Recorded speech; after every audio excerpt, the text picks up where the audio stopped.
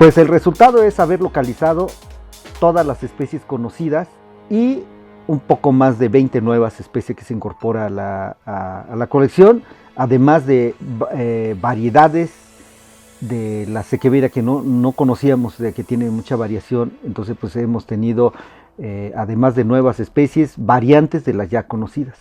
Encontré una planta de Echeveria descrita por ahí por 1970, y que nadie había visto, sino la encontraron en cultivo nada más en la Sierra Norte de Puebla, pero nadie sabía dónde está la planta. Pasaron muchos años, extranjeros, mexicanos, explorando para buscarla, y resulta ser que en uno de esos viajes que voy, encuentro la especie original, que nunca se sabía dónde crecía de manera silvestre. Entonces este es un caso muy difícil que termina por solucionarse.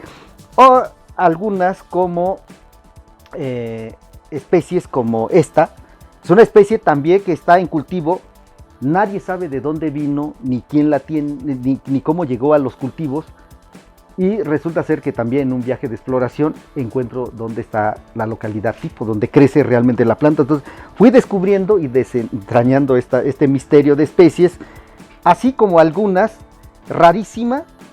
Esta es una cosa que acabo de colectar hace una semana. En un viaje de exploración en las montañas, encontraron una cosa de este tipo raro. La plantita tiene una estrategia de matar sus hojas cuando hace frío, tiende a matar todas sus hojas y la convierte como si fuera una cobija, y se cubre de esta hojita, porque donde crece está a más de 2.500 metros sobre el nivel del mar, y el frío, para que no se muera de frío, se cubre de estas hojitas, y conforme va pasando el frío, va generando nuevas rosetas. Entonces es una estrategia bellísima, es una nueva especie, sin ninguna duda. O sea, ojos cerrados, ya uno que conoce tanto esto, es una nueva. O cosas también bien interesantes, como esta planta es una nueva especie que encontramos, que la gente en tiempo de Navidad vende, este fue en el estado de Guerrero, la estaban vendiendo en un mercado, ya planta muy maltratada, y al preguntar que si la planta era del lugar, dicen que sí. Emprendimos un viaje de 5 horas para llegar caminando, y encontramos es una nueva especie rarísima, una planta rara. O algunas como esta, son plantas, aquí no ha crecido mucho, pero son plantas colgantes que crecen en las montañas en el estado de Oaxaca. Es una nueva especie muy extraña, son plantas colgantes, nunca habíamos visto una cosa como esto. Y así cada una de las plantas aquí, son mucho más, pero aquí pusimos uno de ejemplo. O una cosa espectacular como este que tiene como talco en el tallo, que le puse Echeveria magnifica, que también descubierta en el estado de Oaxaca. Hay muchas nuevas especies que resultaron en este proyecto. A explicar una de mis alumnas cómo se obtiene el polen, las anteras primero de las inflorescencias de Echeveria. Se quitan primero los pétalos de la flor y se obtienen las anteras, que son filamentos muy pequeñitos. Los podemos ver aquí, estos aquí que quedaron sueltos. Se obtienen las anteras, entonces se llevan al estéreo y se obtiene el polen que está aquí en esta parte, en la parte superior. Este polen se espolvorea en la caja Petri, y por medio de un cilindro que es especial para el microscopio electrónico de barrido, este polen que tiene un tamaño de micras se queda pegado en una cinta que tiene pegamento en las dos caras. Se hace un cortecito, un cuadrito de 1 centímetro por 1 centímetro más o menos, y el polen se pega en la cinta de grafito que está sobre el cilindro.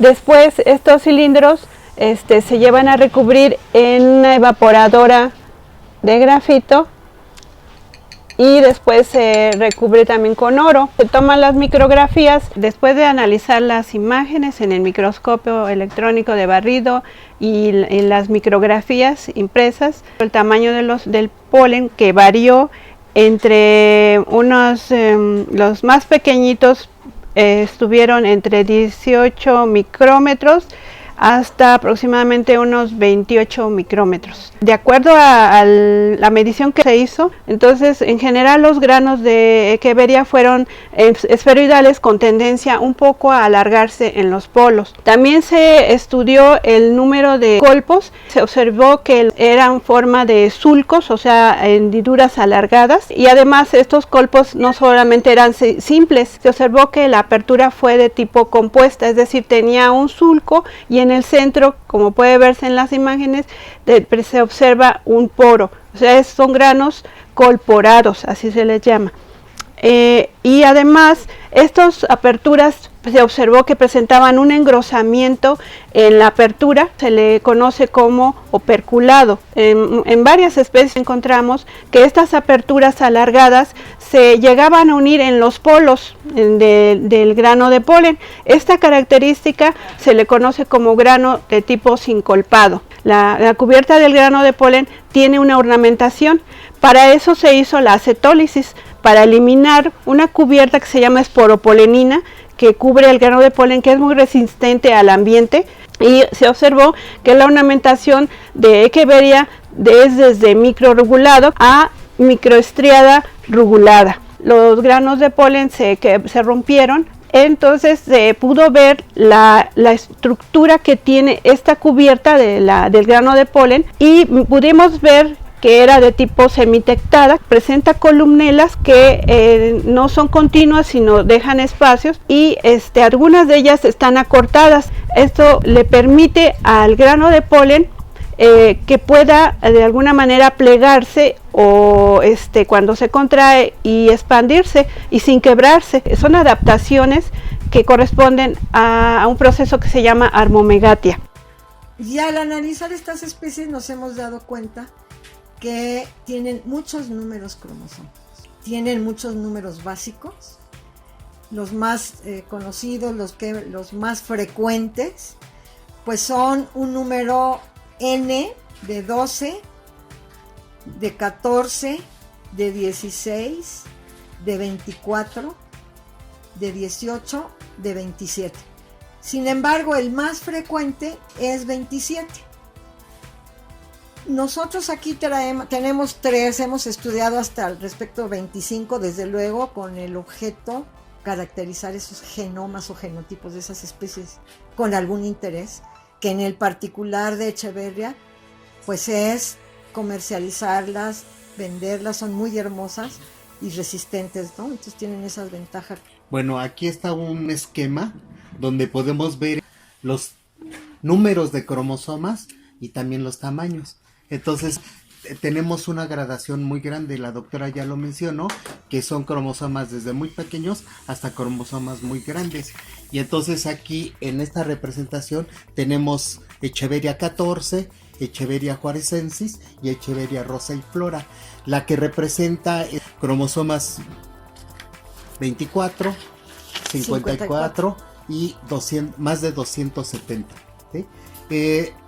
El genoma de estos cromosomas es sumamente pequeño, y entonces cuando hay que observarlos al microscopio, porque todo esto se tiene que hacer toda una técnica de mitosis, y en el cual entran en un proceso de pretratamiento, posterior a una tinción y la observación en un fotomicroscopio, dado el tamaño de los cromosomas. Y entonces después se hace una edición de cada una de las células, se hace un muestreo, y entonces es lo que tenemos aquí. A partir de la secuenciación de estos fragmentos, nosotros reconstruimos la filogenia del grupo, de este grupo de Echeveria y géneros relacionados, y eso nos ha permitido encontrar unos resultados muy interesantes. Por ejemplo, que la clasificación actual, como está clasificado Echeveria actualmente, no corresponde a la evolución del grupo. Es decir, la clasificación actual es artificial, no refleja relaciones de parentesco. Un caso muy enigmático de esto es: esta planta fue descrita por el maestro Jerónimo Reyes en el 2004 como perteneciente al género Echeveria. Sin embargo, un investigador extranjero, al ver su similitud con plantas del género Pachyphytum, la movió y la incluyó en el género Pachyphytum. Sin embargo, los resultados de ADN indican que en realidad está más relacionada con el género Echeveria que con Pachyphytum, a pesar de la enorme similitud que presentan sus caracteres. Esto nos indica que si bien la similitud entre especies puede resultar útil para inferir sus relaciones de parentesco, en realidad para Echeveria esto no es del todo cierto. Otro resultado importante que hemos tenido es que esos pequeños fragmentos del genoma de las plantas sí nos han ayudado a identificar especies, a diferenciar especies y utilizarlos como una herramienta de identificación no para taxónomos, es decir, cualquier persona podría tomar un fragmento de tejido de una planta sin conocer su nombre, llevarlo a un laboratorio que le cobraría $2 secuenciar ese fragmento, compararlo con una base de datos que estamos construyendo, y entonces cualquier persona en el mundo con $2 puede identificar una planta sin ser un experto en el grupo. Y esa es una de las aplicaciones más importantes que ha tenido este proyecto. Con una filogenia podemos saber en qué tiempo, hace cuánto tiempo esta especie y esta otra se separaron, o sea, cuándo se volvieron dos especies distintas. Entre otras aplicaciones de los códigos de barras está la protección de las especies.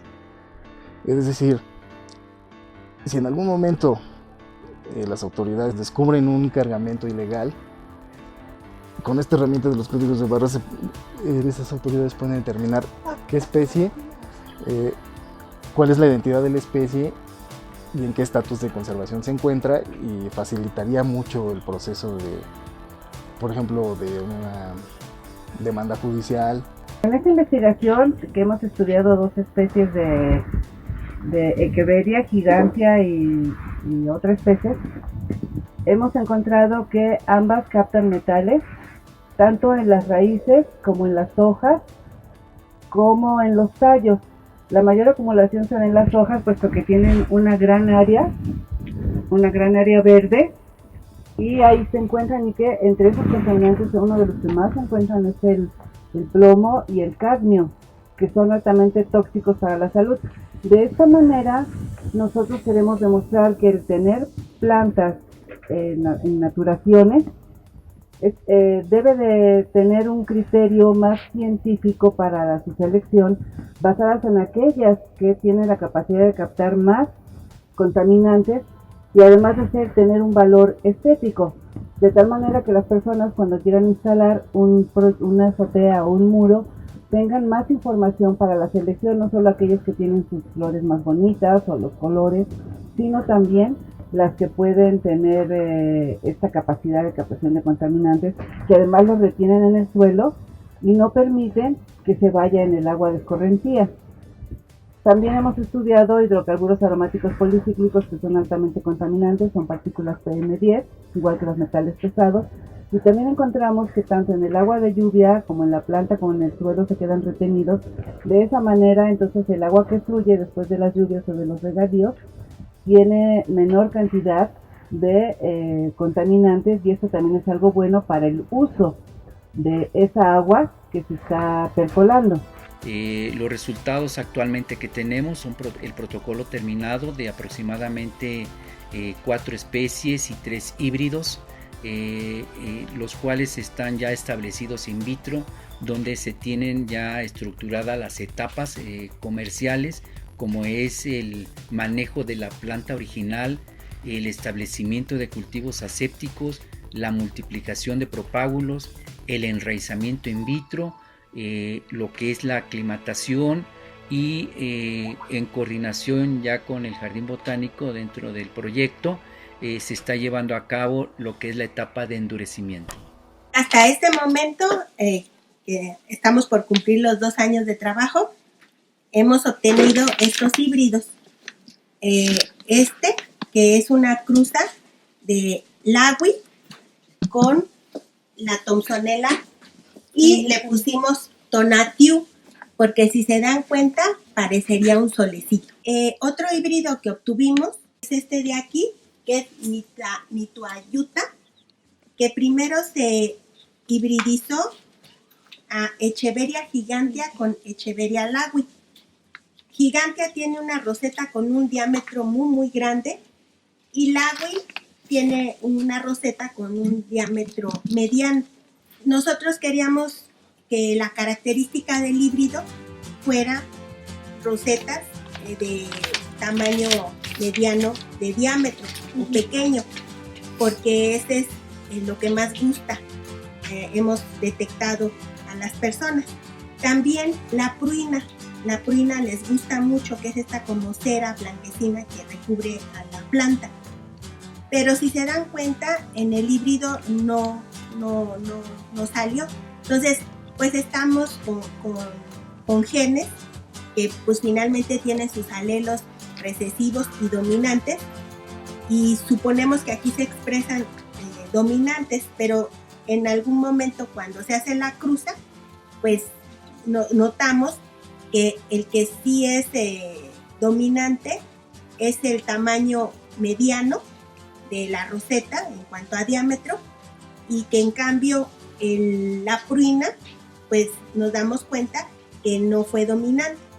Ya después lo cruzamos con un tercer pariente. De lo que queríamos obtener era que, como ustedes se dan cuenta, da hijos.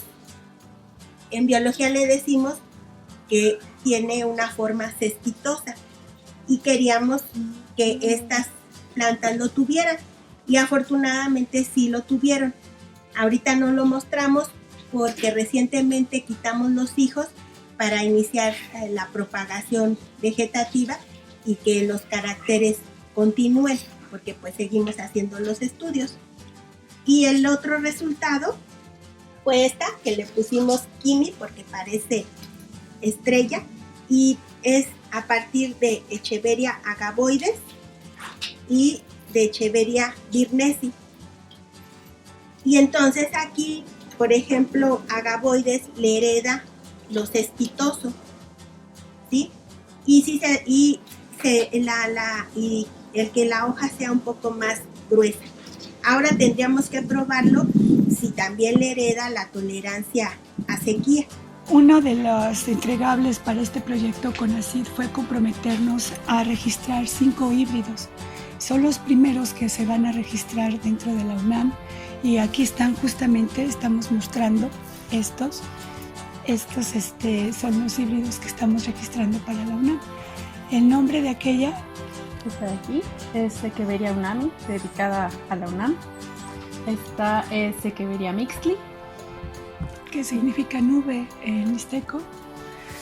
Esta originalmente les habíamos llamado flor de piedra, pero les cambiamos finalmente a Itacaba y a Itayú. Y bueno, esta también es la Purple Stone, y esta pues todavía está en proceso de registro. Pero estos ya tienen al menos ya tenemos el documento donde se está evaluando ya los primeros registros para la UNAM. La parte del registro de los híbridos es un proceso legal muy tardado, para el cual también tuvimos que hacer en línea paralela la realización de esta guía técnica que ya está por publicarse. Y esto es básicamente un manual para todo aquel productor o horticultor que tenga algún híbrido o alguna variedad y la quiera registrar para tener su derecho de obtentor. Y consiste en todas las características que debes de tener para tener bien cuidado tu híbrido, y una tabla en donde tienes que caracterizar toda la morfología del híbrido, y entonces ya presentar un informe al final. Aquí tenemos un muro donde estamos poniendo a prueba estos híbridos. Este es un muro móvil que puede estar tanto al exterior como a la parte interior. Pues bueno, este es el muro que le hemos estado llamando muro experimental, porque bueno, como habíamos dicho, pues no es tan solo tener los híbridos, sino ponerlos a prueba a todo lo que las inclemencias, pasar por frío, calor, granizada, y ver su respuesta. Este muro tiene ya casi 8 meses de que se estableció, y pues como ustedes observan, pues hay huecos. La primera fila tenemos como en Excel, tenemos columnas y tenemos filas. Este primer esta primera columna es sus híbridos con su parental. Siempre va a ser el híbrido, parental 1, parental 2. Híbrido, parental 1, parental 2, así. Son los 5 que estamos poniendo a prueba. Y pues aquí ustedes pueden notar cómo, pues a simple vista, cómo les está yendo. Entonces, pues si se fijan, hay muchos casos claros que en este caso, el híbrido, que todavía no tenemos nombre, tenemos la Misli, Flor de Piedra, Unami, y este de aquí es un híbrido que todavía no hemos registrado porque resultó muy variable, pero también estuvo a prueba. Pero fíjense, pues aquí está el híbrido donde están creciendo. Si lo comparamos con sus parentales, pues sí va resultando un poco más resistente a sus parentales, como resulta también esta. Y bueno, es las Itacaba, la Itayú, que vemos que en este caso el parental 1 está siendo más resistente que el propio híbrido. Y además, dentro del muro podemos ver las diferentes alturas. No es la misma la humedad que se tiene arriba, que se tiene en medio, que se tiene abajo. También lo podemos comparar cómo está respondiendo el híbrido ante esta humedad o sequía en la que están. Y bueno, pues esto es el muro, pero esto también difiere en la parte de jardín, de suelo directo. Y esto también difiere en un muro móvil. No es el mismo híbrido, pero se comportan de diferente manera. Sí, es un ensayo y error, principalmente fisiológico, para ver si el híbrido en realidad resulta ser mucho más resistente que cualquiera de sus parentales, y como vemos hasta ahora, no siempre es el caso. Pues ahora nos encontramos aquí en un pequeño jardín ya con suelo directo, las mismas especies que estamos promoviendo para su registro. Estamos experimentando cómo les va en suelo directo. Aquí podemos ver que la Unami es la que está teniendo mucho mayor éxito. Aquí podemos ver que hubo un gran deceso. Estos todas son el híbrido Itacaba y del Itayú. No resistieron a las condiciones de la intemperie, sobre todo al frío, a la lluvia y al sol directo. Ajá, pero mientras que el muro móvil más protegido, esa le va muy bien. Y bueno, esto no significa que sea un dato perdido, esto es un resultado. Ajá, y eso nos ayuda justamente para orientar al que se quiera adquirir esta planta, pues hacer unas recomendaciones hacia qué parte de la jardinería iría, si a muro protegido, a un muro exterior o a jardinería. Por ejemplo, para el caso de la Unami, pues vemos que le va muy bien en las 3 fases, entonces este es un híbrido que podría ir potencialmente tanto en muro protegido, muro externo y jardinería. Están los otros, la Misli. Esta Misli, pues bueno, en el muro exterior y protegido crecen mucho más. Aquí cuesta más al embate de caracoles, al picoteo de las aves, pero bueno, eso es en cuestión de predación, pero la planta sí resiste la helada, sí resiste granizada, sí resiste sequías. Entonces, finalmente tenemos el ensayo de qué utilidad podrían tener los híbridos en jardinería, mucho más allá de su uso ornamental en una maceta.